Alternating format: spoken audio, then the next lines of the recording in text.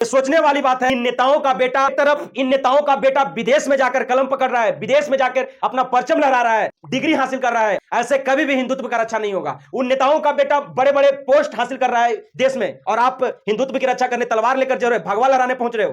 हिंदुत्व को न खतरा कभी था, न होगा। इन नेताओं से आपको खतरा है। हमारे धर्म को खतरा न कभी था, न कभी हो सकता है। हमारे धर्म को खतरा है तो ये देश के नेताओं और मंत्रियों से है। आज मिडिल क्लास वर्ग के आने वाले लोग कैसे इस धर्म के आड़ में पीछे जा रहे हैं, कैसे बर्बाद हो रहे हैं, इसका उदाहरण मेरे स्क्रीन पर जो वीडियो चल रहा है उससे अंदाजा लगा सकते हैं। इसका नाम है राम गोपाल मिश्रा। ये राम गोपाल मिश्रा जब माता दुर्गा का जुलूस निकल रहा था, माता दुर्गा का मूर्ति विसर्जन हो रहा था, तो एक मुस्लिम बहुल क्षेत्र इलाका बहराइच से होकर गुजर रहा था, जहां से डीजे पर एक मतलब कहा जाए तो एक ऐसा गाना बजाया जा रहा था जिससे दूसरे समुदाय के लोग गर्म होकर पथराव कर देते हैं।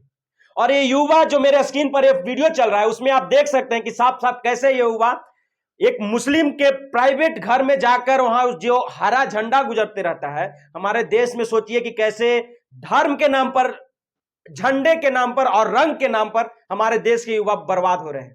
ये जो झंडा दिख रहा है, हरा रंग का झंडा, ये मुस्लिम के घर पर था, और ये हिंदू युवा राम गोपाल मिश्रा जिसका नाम है, वो छत पर चढ़ता है और उस हरे झंडे को कुवार फेंकता है और वहां पे भगवा लहराता है। सोचिए कि इस भगवा लहराने से क्या हमारे सनातन का नाम बढ़ा? सनातन का नाम ऊपर आएगा? नहीं, इससे कभी भी सनातन का नाम ऊपर नहीं आएगा, इससे सनातन का नाम झुकेगा। ये राम गोपाल मिश्रा ऊपर चढ़ता है और उस झंडे को कुवार कर उस पर सनातन का भगवा लहराने लगता है, और तमाम लोग नीचे से जय श्री राम का नारा लगाने लगते हैं। आप सोचिए कि हमारे देश में हो क्या रहा है, हमारे देश के युवा पीढ़ी को हो क्या गया है। हमारे देश के युवा पीढ़ियों को नेताओं और मंत्रियों ने ऐसे धर्म का मानसिकता दिमाग में घोट दिया है ना, कि मतलब अपनी जान की बाजी लगाकर धर्म की रक्षा के लिए, ताकि धर्म को कभी खतरा हो ही नहीं सकता है।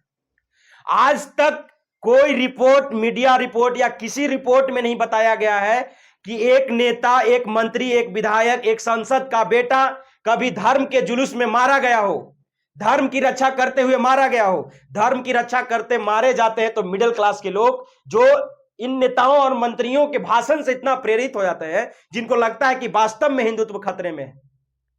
दोस्तों, ये बहराइच का जैसे ही खबर सोशल मीडिया पर आता है, और ये गोदी मीडिया जो होती है, ये धर्म के एंगल से इस वीडियो को चलाने लगती है। आपके पता होगा कि आज हमारा देश जो है बर्बादी के कागार पर है, तो वो धर्म के नाम पर ही है। जापान कहां से कहां पहुंच गया, अमेरिका कहां से कहां पहुंच गया। जिसके यहां पानी नहीं थी, सऊदीया के यहां वो पानी अपने आप उत्पन्न करता है, सोचिए। और हमारा देश धर्म के नाम पर कितना बर्बाद होते जा रहा है, इसका अंदाजा आप बहराइच के वीडियो से लगा सकते हैं। हमारे देश के नेता कैसे इन युवाओं के माइंड वॉश कर रहे हैं, माइंड को कैसे बदल रहे हैं, इसका अंदाजा आप लगा सकते हैं। हम बात करते हैं विश्व गुरु बनने की, कि हम विश्व गुरु बनेंगे। हम बात करते हैं तीसरे अर्थव्यवस्था बनने की, तो क्या ऐसे हम अर्थव्यवस्था बनेंगे जहां एक मोहल्ला मुस्लिम का, तो एक मोहल्ला हिंदू का, तो एक मोहल्ला सिख का, तो एक मोहल्ला पारसी का? ऐसे कैसे बन सकता है? तो ये सोचने वाली बात है कि इन नेताओं का बेटा कभी ऐसे जुलूसों में जाकर तलवार नहीं लहराएगा। आप मिडिल क्लास से आने वाले लोग ऐसे जुलूसों में जाकर तलवार लहराइएगा और अपने परिवार की जिंदगी बर्बाद करिएगा।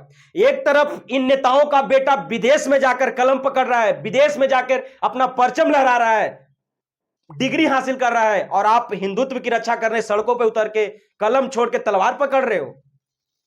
ऐसे कभी भी हिंदुत्व का रक्षा नहीं होगा। उन नेताओं का बेटा बड़े बड़े पोस्ट हासिल कर रहा है देश में, और आप हिंदुत्व की रक्षा करने तलवार लेकर जो है भगवा लहराने पहुंच रहे हो।